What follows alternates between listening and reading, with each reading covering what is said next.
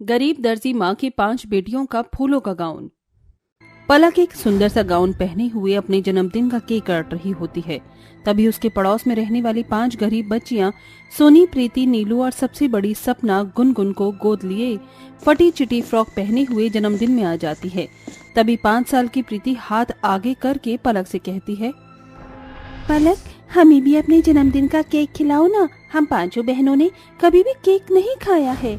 अपनी जन्मदिन की पार्टी में उन्हें देखकर पलक चिढ़कर कहती है, माँ, क्या आपने इन 5 गई गुजरी गरीबों को मेरे जन्मदिन की पार्टी में बुलाया है? नहीं पलक बेटी, मैं भला इन भिखारिनों को क्यों बुलाऊंगी? मुझे लगा तुमने बुलाया होगा।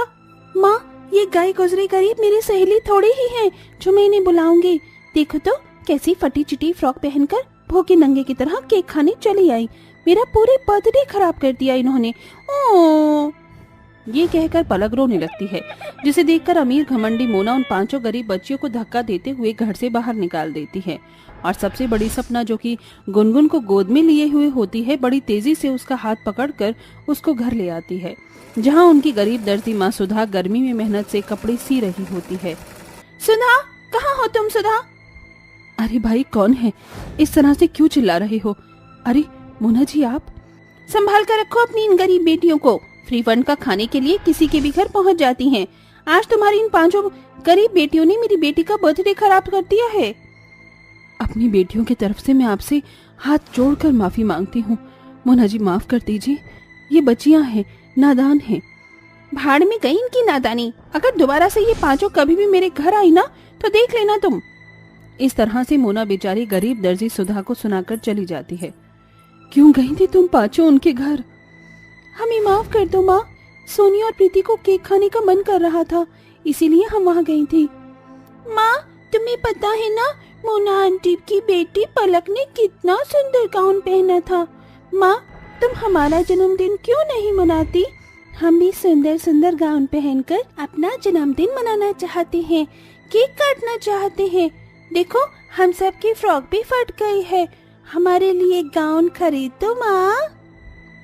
अपनी 5 गरीब बेटियों के मन में गाउन पहनने के सपने को देखकर उस गरीब दर्जी माँ की आंखें भर आती हैं। तभी मोहन घर आ जाता है और सब कुछ सुन लेता है। प्रीति, बाबूजी की समझदार बेटी कौन है? मैं हूँ बाबूजी। देखो सोनी, प्रीति, नीलू, सपना, ये बात तुम चारों के लिए और छोटी सी गुनगुन के लिए भी है। तुम तो जानती हो, तुम्हारी माँ एक गरीब दर्जी है और मैं एक माली। हम जो भी थोड़े बहुत पैसे कमाते हैं वो तुम 5 का पेट भरने में ही खर्च हो जाते हैं। अब तुम ही बताओ, ऐसे में तुम्हारे गरीब माँ बाप तुम 5 के लिए गाउन कहाँ से खरीदेंगे? पिता की बात सुनकर 5 बेटियों के चेहरे उदास हो जाते हैं और वो उन 5 को घर के आंगन में ले जाता है, जहाँ तरह तरह के फूल खिले होते हैं। पिताजी, आप हम बच्चों को ये फूलों के बगीचे में क्यों लाए हैं? पिता के समझाने पर 5 बेटियां गाउन की जिद छोड़ देती हैं। तभी अपनी बेटियों को देखकर उनकी गरीब दर्जी माँ कहती है, मैं जानती हूँ मेरी बच्चियों कि तुम 5 का गाउन पहनने का कितना मन है, इसलिए अब मैं थोड़ा थोड़ा करके गाउन के लिए पैसे जोड़ूंगी। बेचारी गरीब दर्जी सुधा दिन रात कपड़े सीती है, मगर लोग भी उसकी गरीबी देखकर इस बात का खूब फायदा उठाते और सस्ते में ही उससे कपड़े सिलवा लेते। ऐसे में वो जो भी कमाती वो घर में ही खर्चा हो जाता। इस बात से परेशान होकर एक दिन सुधा जब सिलाई का काम खत्म करके दोपहर में खाने बैठती है, तभी 70 से 80 साल की बुढ़िया उसके दरवाजे पर आती है। बेटी, बहुत भूखी हूँ, इस बुढ़िया को कुछ खाने को दोगी? मगर अम्मा, मुझ गरीब दर्जी के पास आपको देने के लिए बस ये रूखी सूखी रोटी ही है। अगर आप खा सकती हो तो ले लीजिए। ये कहकर सुधा अपने आगे की थाली बूढ़ी अम्मा की ओर बढ़ा देती है और उसे अपने घर में बिठाकर खिलाती है। तभी वो बुढ़िया एक परी बन जाती है। माफ करना, मगर तुम्हारी बागों के ये रस भरे फूल मुझे तुम्हारे घर खींच लाई, तो मैंने सोचा तुम्हारी परीक्षा लूं। कहो, मुझ परी को अपनी बाग के फूलों का रस पीने देने के लिए तुम बदले में मुझसे क्या लोगी? सुधा उस परी से अपनी 5 बेटियों के लिए गाउन मांगती है। तभी अपनी जादुई हाथों से बगीचे को फूले को छू कर परी कहती है, देखो, अब तुम्हारे बगीचे के फूल जादुई फूल हैं, जो ना कभी सूखेंगे, ना कभी मुरझाएंगे और ना ही कभी इनकी खुशबू कम होगी। इन फूलों से तुम अपनी बेटियों के लिए गाउन बना सकती हो। ये बोलकर परी गायब हो जाती है और सुधा उन सारे जादुई फूलों को तोड़कर घर के अंदर ले आती है और बचे कुचे कपड़ों के कतरन को जोड़ जोड़ कर गाउन सिलना शुरू कर देती है। मैं जानती थी कि एक न एक दिन ये कतरन मेरे काम जरूर आएगी। इन कतरन से मैंने गाउन का अस्तर तो बना लिया, अब बस मुझे फूलों से इसे सजाना है। ये बोलकर सुधा रंग बिरंगे फूलों को गाउन पर सिल देती है और एक एक करके अपनी पांचों बेटियों की उम्र के हिसाब से 5 अलग अलग डिजाइन के सुंदर सुंदर फूलों वाले गाउन सी लेती है, जिसमें कोई बैकलेस फूल वाला गाउन होता है तो कोई परियों वाला गाउन होता है। फिर वो फूलों से बना गाउन अपनी 5 बेटियों को देती है। सोनू, प्रीति, नीलू, सपना, ये लो, ये तुम्हारे लिए। फूलों वाला गाउन देखकर वो 5 बहुत खुश होती हैं। यहाँ तक कि 2 साल की गुनगुन भी खुशी से चहकने लगती है। माँ, ये फूलों वाला गाउन तो बहुत ही सुंदर है, ये आपने कहाँ से खरीदा? खरीदा नहीं, बल्कि तुम्हारी दर्जी माँ ने अपने हाथों से तुम 5 के लिए खुद सिला है। माँ, अब देखना, हम भी उस पलक की बच्ची को अपना ये फूलों वाला सुंदर सा गाउन दिखाएंगे। मगर माँ, आखिर ये फूलों वाला गाउन हम कितने दिन पहन पाएंगे, क्योंकि इसके फूल तो कुछ ही घंटे में मुरझा जाएंगे और हम 5 को फिर से फटे चिटे फ्रॉक पहनने पड़ेंगे। ऐसा बिल्कुल भी नहीं होगा मेरी बच्चियों, ना तो इसके फूल मुरझाएंगे और ना ही इन फूलों की खुशबू जाएगी। ये सुनकर 5 की खुशी फिर लौट आई और वो अपने फूलों वाले गाउन पहनकर गली सड़क बाजार पर खुशी से घूमती हैं। जो कोई भी उन गरीब 5 बच्चियों के फूलों वाले गाउन को देखता तो बस देखता ही रह जाता। और अब उस गरीब दर्जी के घर वैसा ही फूलों वाला गाउन सिलने का ऑर्डर आने लगता है और मोना की बेटी पलक भी वैसा ही गाउन पहनने की जिद करने लगती है। माँ, मुझे भी प्रीति, सोनी की तरह ही फूलों वाला गाउन पहनना है। अच्छा ठीक है पलक। फिर मोना सुधा के घर आती है और उससे माफी मांगकर उससे कहती है, सुधा, उस दिन के लिए मुझे माफ कर देना प्लीज। मेरी पलक के लिए भी अपनी बेटियों की तरह फूलों वाला गाउन सिल दो। वैसे तो ये फूल मुरझा ही जाएंगे, मगर बेटी की खुशी के लिए तुम जितना कहोगे मैं उतने पैसे दे दूंगी। जी नहीं मोना जी, ये फूल नहीं मुरझाएंगे, ये इस गरीब दर्जी की गारंटी है। अगर मुरझा जाए तो आपके पैसे वापस। अच्छा जी, ऐसी भी क्या खास बात है इन फूलों में जो तुम्हें इतना यकीन है? माफ कीजिएगा, मगर वो मैं आपको नहीं बता सकती। सुधा मोना की बेटी पलक के लिए बगीचे के जादुई फूलों से गाउन सिलकर दे देती है और हर दिन के साथ अब उस गरीब दर्जी माँ की फूलों वाले गाउन और फूलों वाले ड्रेसों की डिमांड हर तरफ बढ़ती ही जाती है, जिसके बाद बढ़ती है सुधा की आमदनी। अजी, मेरे बने फूलों वाले ड्रेस की मांग हर बाजार दुकानों में बढ़ती ही जा रही है। अब आप सेठ जी को कहकर वहाँ से काम छोड़ दीजिए, क्योंकि मुझे आपकी मदद की जरूरत लगेगी। पता है नीलू, हम गरीब इंसानों की जिंदगी ना इन फूलों की तरह होती है, जिन्हें हर दिन खिलना और मुरझाना पड़ता है। इसलिए जो है, जितना है, उसी में खुश रहना सीखो। उस दिन मोहन भी अपने सेठ के यहाँ से माली का काम छोड़कर अब अपनी दर्जी पत्नी की मदद करता है और दोनों ही साथ मिलकर सिलाई मशीन पर जादुई फूलों से लोगों का दिया हुआ फूलों वाली ड्रेस का ऑर्डर पूरा करते हैं, जिससे कि बहुत ही जल्द उनके गरीबी भरे हालात ठीक हो जाते हैं और वो दोनों अपनी 5 बेटियों को अच्छी परवरिश और अच्छी जिंदगी दे पाते हैं और आगे भी इसी तरह से सुधा लोगों के बीच खूब नाम कमाती है। गुंजन अपनी बेटी पिंकी को अपने साथ अपने काम पर ले जाती है, जहाँ पर वो अपने मालिक के घर में अपनी बेटी को रसोई में ले जाकर वहाँ बिठा देती है और उससे कहती है, बेटी तुम यहीं पर बैठी रहो, मैं बस थोड़ी देर में काम कर लूँ, उसके बाद हम दोनों एक साथ घर चलेंगे। ठीक है माँ, आप जल्दी जल्दी काम कर लीजिए।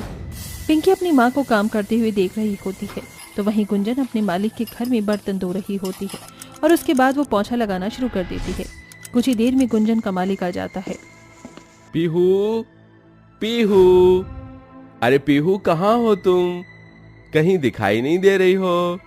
पीहू। अपने पिता के बुलाने पर भी पीहू नहीं आई, जिसके चलते वो अपने कमरे में गुस्से गुस्से में बैठी होती है। क्या हुआ? मेरी बिटिया कहाँ गई? कहीं दिखाई नहीं दे रही है। अगर ऐसे ही बर्थडे वाले दिन मेरी बेटी ने मेरे बुलाने पर नहीं आएगी तो मैं उसका लाया हुआ गिफ्ट उसको कैसे दूंगा? ये सुनकर पीहू अपने कमरे से बाहर आती है और अपने पिता की तरफ देखने लगती है। जिसके बाद पीहू अपने पिता से कहती है, क्या लाए हो आप मेरे लिए? पीहू के पूछने पर मालिक कहता है, मैं मेरी बेटी के लिए उसका फेवरेट एग समोसा लेकर आया हूँ। मेरी बेटी पीहू को एग समोसा पसंद है ना? ये सुनते ही पीहू बहुत खुश हो जाती है, क्योंकि पीहू को एग समोसा बहुत ज्यादा पसंद था। वो फौरन अपने पिता को गले से लगा लेती है और अपने पिता से कहती है, अब हर बार मेरी पसंद का एक समोसा लाकर मेरे गुस्से को हमेशा शांत कर देते हो और फिर मैं आपके ऊपर गुस्सा भी नहीं हो पाती। लेकिन अब ये एक समोसा मैं अपने आप नहीं बल्कि आपके हाथों से खाऊंगी। बोलो, मंजूर है आपको? अरे हाँ हाँ मेरी बच्ची, मुझे मंजूर है। अभी बुलाता हूँ तुम्हारी काम वाली दीदी को। गुंजन, ओ गुंजन, कहाँ हो तुम? जल्दी से यहाँ पर आओ। गुंजन अपने सारे काम छोड़ छाड़ कर अपने मालिक के पास पहुंच जाती है, जहां उसका मालिक उससे कहता है, बेटी, पीहू के लिए मैं ये एग समोसा लेकर आया हूँ। जाओ, इसे जल्दी से परोस कर लेकर आओ। मैं अपनी बेटी को अपने हाथों से खिलाऊंगा। गुंजन के मालिक के कहे मुताबिक गुंजन उन समोसों को एक प्लेट में परोसने रसोई में पहुंच जाती है, जहां पर पिंकी की नजर एक समोसे के ऊपर पड़ती है।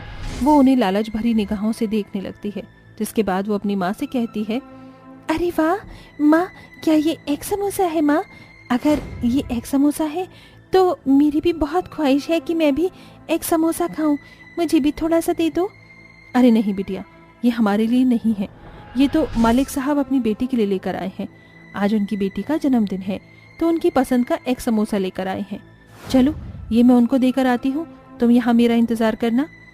गुंजन ऐसा कहकर सारे एक समोसा अपने मालिक और उसकी बेटी को दे आती है, जिसके बाद उसका मालिक अपने हाथों से अपनी बेटी पीहू को एक समोसा खिलाने लगता है। वहीं समोसे की खुशबू सूंघते सूंघते पिंकी उन्हें दूर से देखने लगती है। उसके मुंह से पानी टपकने लगता है। काश कि मैं भी एक समोसा खा पाती, कितना स्वादिष्ट होगा एक समोसा। पिंकी पीहू को देख रही होती है कि तभी पीहू की नजर पिंकी पर पड़ती है और वो अपने पिता से कहती है, पिताजी, पिताजी, ये लड़की कौन है जो यहाँ देख रही है? अरे ये तो हमारी नौकरानी की बेटी है। कोई बात नहीं, तुम उसकी तरफ ध्यान मत दो, तुम अपना एग समोसा खाओ। पीहू के पिता बहुत ज्यादा कंजूस थे। वो पिंकी को देखने के बाद भी उसे थोड़ा सा भी समोसा देता नहीं है, जिसके चलते पिंकी उदास से उन्हें देखती ही रह जाती है। कुछ देर बाद सारे एग समोसा खत्म हो जाते हैं और वहीं गुंजन का भी सारा काम खत्म हो जाता है। गुंजन पिंकी का हाथ पकड़कर उसे वहां से बाहर ले आती है और वो दोनों एक साथ घर जाने लगती हैं। रास्ते में पिंकी अपनी माँ गुंजन से कहती है, माँ, मेरा एक समोसा खाने का बहुत मन है। आपको पता है ना, मेरा जन्मदिन आने वाला है। आप मुझे मेरे बर्थडे वाले दिन एक समोसा खिलाओगी ना? हाँ मेरी प्यारी बेटी, तू चिंता क्यों करती है? तेरी माँ तुझे जो तेरा मन करेगा वो खिलाएगी। जब तेरा जन्मदिन आएगा तो मैं तुझे भी एक समोसा लाकर जरूर खिलाऊंगी। गुंजन के ये कहते ही पिंकी बहुत ज्यादा खुश हो जाती है, जिसके बाद गुंजन अपनी बेटी पिंकी के साथ वापस घर लौट आती है और जहाँ उसकी ननंद शेफाली उससे कहती है, अरे भाभी आप आ गई? दरअसल आपका ही मुझे इंतजार था। भैया तो आज पूरे दिन धक्के खाकर वापस घर लौट आए हैं। उन्हें कहीं कोई काम नहीं मिला और ऊपर से घर का राशन भी खत्म हो गया है। घर में सभी लोग भूखे प्यासे बैठे हैं। आप कुछ पैसे लाई हो क्या या नहीं? ये सुनकर गुंजन बहुत उदास हो जाती है। वो इतनी गरीब थी कि हर दूसरे तीसरे दिन उसके घर का राशन खत्म हो जाया करता था। नहीं शेफाली, मैं तो कोई पैसे लेकर नहीं आई, लेकिन तुम चिंता मत करो, मैं राशन का कोई जुगाड़ करती हूँ। राशन लेने गुंजन अपने घर के पास वाली परचून की दुकान पर पहुंच जाती है, जहाँ पर लाला उससे कहता है, अरे बहन, तो फिर से आ गई उधार लेने। अरे थोड़ी तो शर्म करो, पहले ही कई महीनों से तुम उधार ले चुकी हो और अभी तक 1 रुपया भी नहीं चुकाया है, और फिर तुम उधार लेने आ गई हो। देखो, अब मैं तुम्हें और नहीं दे सकता उधार, इसलिए मैं ज्यादा कुछ न कहूँ, चुपचाप यहाँ से चली जाओ। भाई साहब ऐसा मत करो, आज मेरा पूरा परिवार भूखा सो जाएगा। अगर आपने मुझे सामान नहीं दिया तो देखो, कुछ ही दिनों बाद मेरी तनख्वाह मिलने वाली है, मैं तुम्हारा पूरा हिसाब क्लियर कर दूंगी। फिलहाल मुझे इस बार के लिए राशन दे दो। गुंजन लाला से मीठी चुपड़ी बातें करके उससे राशन ले लेती है, जिसके बाद वो राशन लाकर अपने पूरे परिवार के लिए खाना बनाती है। दिन में यहाँ वहाँ धक्के खाए, लेकिन कहीं काम नहीं मिला। हम मजदूर का ऐसा ही होता है, आज काम यहाँ तो कल काम वहाँ। कोई बात नहीं बेटा, क्या पता कल तुझे काम मिल जाए। यही तो जिंदगी का असली मतलब है, उतार चढ़ाव आते जाते रहते हैं, इसमें परेशान होने की जरूरत नहीं है। गुंजन के ससुराल में सभी लोग अपनी गरीबी को समझकर हर परिस्थिति में गुजारा कर लेते हैं। ऐसे ही कुछ ही दिनों में पिंकी का जन्मदिन आ जाता है और वो बहुत खुश होकर अपनी माँ के पास आकर कहती है, माँ, आज मेरा जन्मदिन है। आपने मुझसे वादा किया था कि आप मेरे जन्मदिन पर एक समोसा खिलाओगी। चलो मुझे एक समोसा खिला कर लाओ। अरे हाँ बिटिया, मैं तो भूल ही गई थी। कोई बात नहीं, तूने मुझे याद जो दिला दिया। अभी मैं काम पर जा रही हूँ। मालिक से पैसे लेने के बाद वापस लौटते हुए तेरे लिए एक समोसा ले आऊंगी। गुंजन ऐसा कहकर काम के लिए निकल जाती है। वो अपने मालिक के घर जाकर पूरे दिन अच्छे से काम करती है और शाम को उसका मालिक उसे उसके महीने के 3,000 रुपए दे देता है, जिसे लेने के बाद वो एक समोसे की दुकान पर जाती है। अरे भैया, ये एक समोसा कितने का है? एक समोसा 150 का, 2 समोसे 300 के। अरे बाप रे, इतना महंगा समोसा! आलू वाला समोसा तो 20 रुपए का आ जाता है और ये एग वाला समोसा इतना महंगा दे रहे हो? भैया, इतने में तो इंसान लुट ही जाए। अगर मैं घर में भी सभी के लिए समोसे लेती हूँ तो 6 समोसे हो गए और 6 समोसे के सीधे सीधे 900 रुपए हो गए।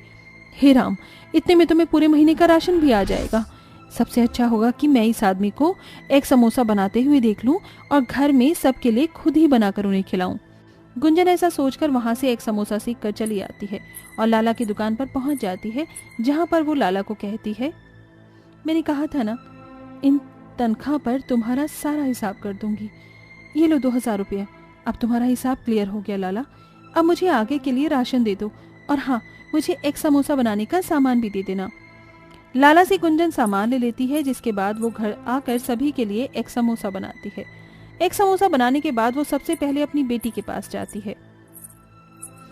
हैप्पी बर्थडे मेरी प्यारी गुड़िया, देखो मैं तुम्हारे लिए एक समोसा बनाकर लाई हूँ। चलो अब इसे जल्दी से खा लो। पिंकी एक समोसा खाकर बहुत खुश होती है। इस प्रकार पूरा गरीब परिवार एक समोसा खाता है और इसी के चलते गुंजन के ससुराल वाले उसके बने एक समोसे की बहुत वाहवाही करते हैं। गुंजन, तुमने बहुत ही स्वादिष्ट एग समोसे बनाए हैं। आज तक मैंने ऐसे समोसे नहीं खाए। सच्ची भाभी, भैया बिल्कुल ठीक कह रहे हैं। ये एक समोसा बहुत ही टेस्टी है। आपकी वजह से आज हमने इतनी अच्छी चीज खाई है। हमें तो पता ही नहीं था कि आलू समोसा के अलावा भी कोई समोसा होता होगा। बहू तो बहुत समझदार है। आज तेरी वजह से हम गरीबों ने एक समोसा जैसी चीज खाकर देखी है। तेरी चतुराई ने ये साबित कर दिया है कि अक्लमंदी से चला जाए तो गरीब भी बहुत कुछ कर सकता है। तो इस प्रकार गुंजन अपने परिवार में खुशियां ढूंढ ढूंढ कर उनके साथ खुश रहती है।